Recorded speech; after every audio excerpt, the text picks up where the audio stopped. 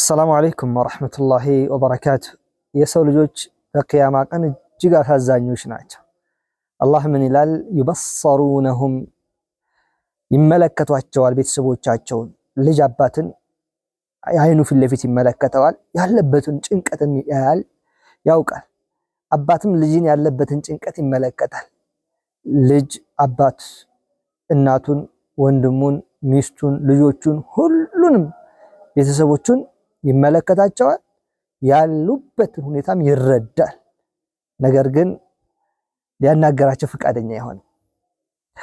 ነገር ግን ሁኔታቸውን ምን ደርሶባችሁ ነው እንደዚህ ተከዛችሁት አይዟችሁ ብሎ ሊያጽናናቸው እንኳን ፈቃደኛ አይደለም።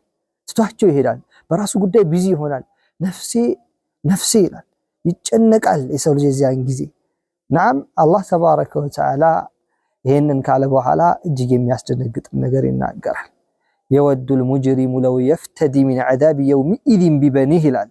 ያ አላህ ያ አመፀኛ የነበረው አካል ዱንያ ላይ ነገ የቂያማ ቀን ልጆቹ መስዋዕት ሆነውለት ልጆቹ ተሰውተውለት እሱ ከዚያን ቀን ቅጣት ቢድን ይመኛል አላህ።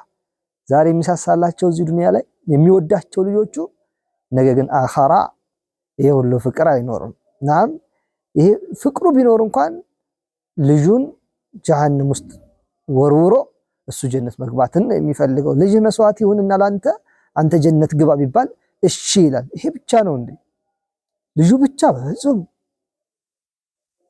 አላህ ቀጠለና ምን አለ? ወሳሂበቲሂ ወአኺህ፣ ሚስቱንም ጨምሮ ወከዛሊከ ወንድሙን፣ ሚስቱም ወንድሙም መስዋዕትነት ሆነው ለሱ መስዋዕት ከፍለው ለሱ ተሰውተው እሱ ጀነትን ቢገባ ይመኛል። ይሄ ብቻ ነው እንዴ? አይደለም። ወፈሲለቲሂ ለቲ ቱዊህ፣ ያቺ ስታስጠጋው የነበረችው እንኳን ጎሳ አጠቃላይ የሚኖርባት አካባቢ የአካባቢው ሰው በሙሉ ለሱ መስዋዕት ሊከፍሉ ሙሉ ለሙሉ ከሰረው ጀሃነም ገብተው እሱ ጀነት ቢገባ ተመኘ። የዚያን ሰዓት የአላህ የሰው ልጅ ጭካኔ ይገርማል። ግን ሁኔታው ያስፈራ ነበርና በሰው ልጆች መፍረድም ይከብዳል። ሁኔታው ጭንቅ ነው። የዛን ሰዓት ሁሉም ነፍሴ ነፍሴ ነው የሚለው፣ ግን አላህ ቀጠል አደረገ። አሁን በጣም የሚገርመው ምን አለ? ወመን ፊል አርዲ ጀሚዓን ثم ينجيه።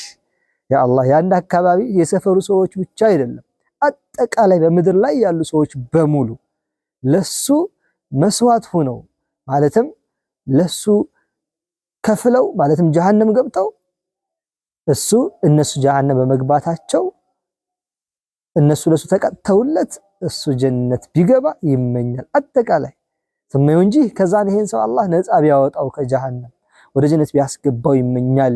ይሄ ነው የሰው ልጅ እንግዲህ ባህሪው። ታዲያ እናሳዝን? ታዲያ የኛ ነገር አይገርም? አላህ ተባረከ ወተዓላ ካዘነላቸው ባሮቹ መካከል ያድርገን። ኢንሻአላህ በዱዓ እንበርታ፣ ሰዎችን ወደ መልካም ነገር እናመላክት። አላህ ተባረከ ወተዓላ የቀረችውን አንድም ሆነች ሁለት ሌሊት በመልካም ከሚጠቀሙት ባሮቹ መካከል ያድርገን። ሰላም አለይኩም ወራህመቱላሂ ወበረካቱ።